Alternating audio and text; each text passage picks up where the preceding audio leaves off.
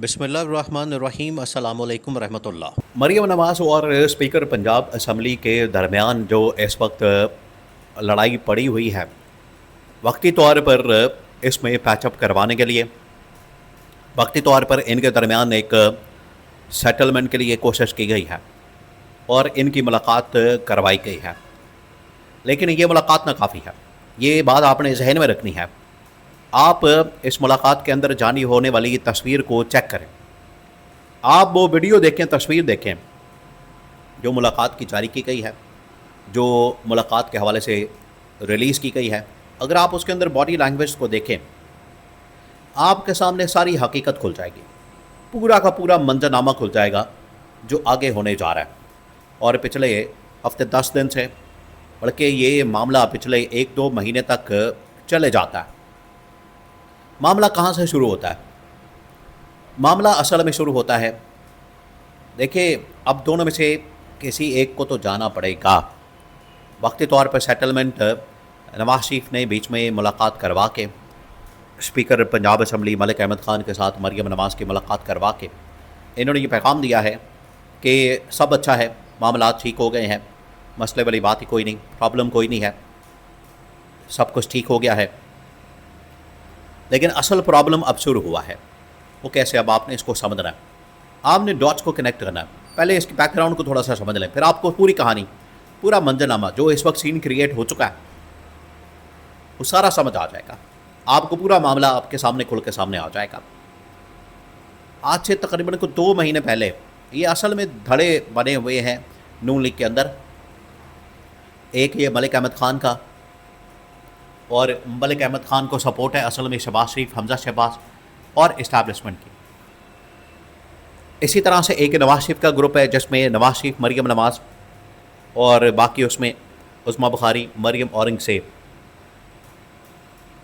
ये जो पंजाब असम्बली के अंदर खड़े होकर मरियम औरंगज़ेब की जानिब से एक बहुत बड़ी बड़क मारी गई, दावा किया गया, उनकी जानिब से नारा लगाया गया, और उन्होंने वहाँ पर खड़े होकर जिस तरीके से ये क्लेम किया कि बिल्कुल हमने जहाज़ ख़रीदा है, जो करना है कर लो, जो किसी ने पुटना है पुट लो, ये स्पीकर को असल में सुनाया जा रहा था।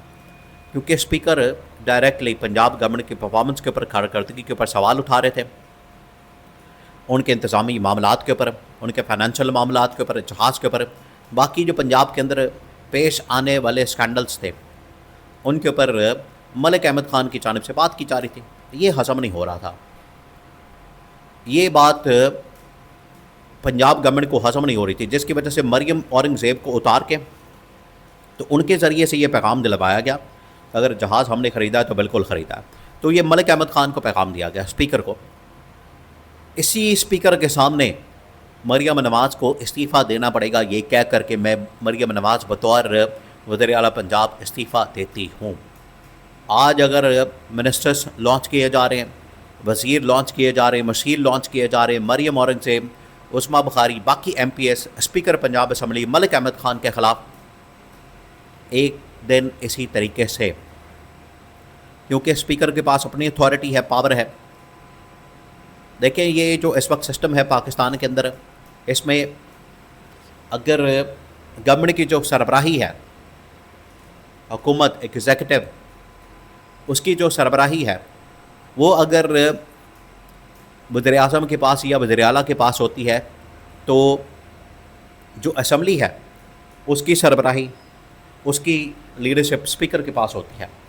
तो स्पीकर अपने आप में एक बहुत ताकतवर, पावरफुल होता है, ये किसी के मातहत नहीं है, ये असम्बली का सरबराह, ये असम्बली का आप समझ लें कि हेड है, ये किसी को भी बुला सकता है।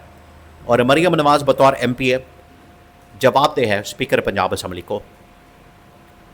अब मसला ये हुआ कि कुछ अर्सा पहले मलिक अहमद ख़ान के ख़िलाफ़ जो ग्रुप बना हुआ था, मरियम नवाज़ ने ग्रुप लॉन्च करके मलिक अहमद ख़ान के ख़िलाफ़ कसूर के अंदर इनके ख़िलाफ़ कार्रवाई शुरू कर दी और कहा कि कोई इंतज़ामी मामलात, कोई वहाँ पर ऐसा वाक़या मामला, वो आपने कसूर में जो भी मामलात सामने आते हैं, आपने मलिक अहमद ख़ान को सपोर्ट नहीं करना, मलिक अहमद ख़ान का काम नहीं करना। वहाँ से फिर पड्डा शुरू हुआ और मलिक अहमद ख़ान ने अपनी जो आंखें हैं माथे पर रख ली वो भी सीधे हो गए, पड़ गए। उन्होंने कहा कि मैं देखता हूँ कि कौन मेरे काम रुकवाता है, कौन मेरे काम के अंदर रुकावट पैदा करता है, कौन मेरे हलके में मेरी आवाम को मेरे खिलाफ करता है।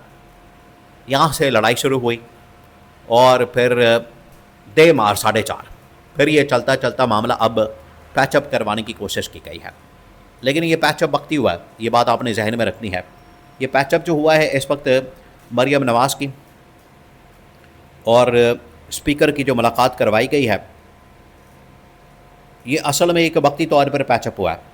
ये वक्ती तौर पर इस पे मिट्टी डालने के लिए वो चौधरी शुजात हुसैन की तरह, चौधरी शुजात हुसैन के सामने जब भी कोई मामला आता, जब भी कोई मसला आता, तो वक्ती तौर पर वो कहते कि इसके ऊपर मिट्टी डाल दी जाए। तो ये मिट्टी पाओ प्रोग्राम है, ये प्रोग्राम बढ़ जाएगा और ये स्पीकर के सामने आखिरकार इन्हें इस्तीफ़ा देना पड़ेगा, क्योंकि इससे पहले जो ऑप्शन इस्तेमाल की गई, इस्टेब्लिशमेंट तो बड़े अरसे से मरियम नवाज़ को हटाना चाहती है।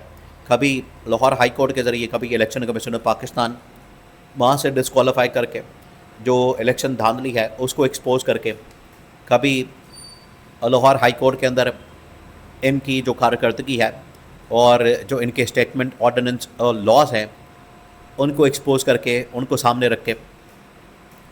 आज भी देखिए पंजाब के अंदर इस वक्त हालत क्या है, आप ज़रा इसके ऊपर गौर करें। छतें गिर रही हैं, लोग मर रहे हैं, लोगों का पुरसाने हाल कोई नहीं, स्कूल गिर रहे हैं, ट्यूशन सेंटर गिर रहे हैं। मुल्तान के अंदर एक शख्स के पास अपने बेटे की लाश को दफनाने के लिए उसके पास कफन नहीं है, लोगों के पास खाने को पैसा नहीं है, और इनके अल्लल्ले तल्लल्ले करने के लिए 1300 करोड़ रुपए का जहाज़ इनके पास मौजूद है और उसके ऊपर ये सीना ठोक के कहते हैं कि हाँ जी हमने जहाज़ लिया। आपके बाप का पैसा है, आपके बाप का माल है कि जो आपने जहाज़ ख़रीदा, या अवाम का पैसा अवाम के ऊपर लगना चाहिए। और यही स्पीकर ने बातें की, इसी वजह से फिर स्पीकर को जवाब दिया गया कि जहाज़ बिल्कुल ख़रीदा है हमने। तो ये जो इस वक्त इनके दरमियान एक लड़ाई है स्पीकर और मरियम नवाज़ के दरमियान, ये रुकने वाली नहीं है, ये चल रही है और इसका जो अंजाम है, अंजाम इसका खौफनाक है। ये जो अंदरूनी बगावत, ये जो इस वक्त एक दूसरे के आमने सामने आ चुके हैं, इसका जो अंजाम है वो एक एक कुर्बानी के ऊपर होगा। या स्पीकर बड़ा तगड़ा आदमी है, इस्टेब्लिशमेंट की सपोर्ट उसके साथ है, शहबाज शरीफ सेटिंग गवर्नमेंट, वफाकी गवर्नमेंट उसके सपोर्ट उसके साथ है। मरियम नवाज़ को ही आखिरकार स्पीकर के सामने घुटने टेकने पड़ेंगे और उनके सामने खड़े होकर फ्लोर ऑफ द हाउस के अंदर पंजाब असम्बली में ये ऐलान करना पड़ेगा कि मैं वज़ीर आला पंजाब मरियम नवाज़ स्पीकर को इस्तीफ़ा देती हूँ, और फिर उसके दस्तखत के बाद इनको डी नोटिफाई कर दिया जाएगा।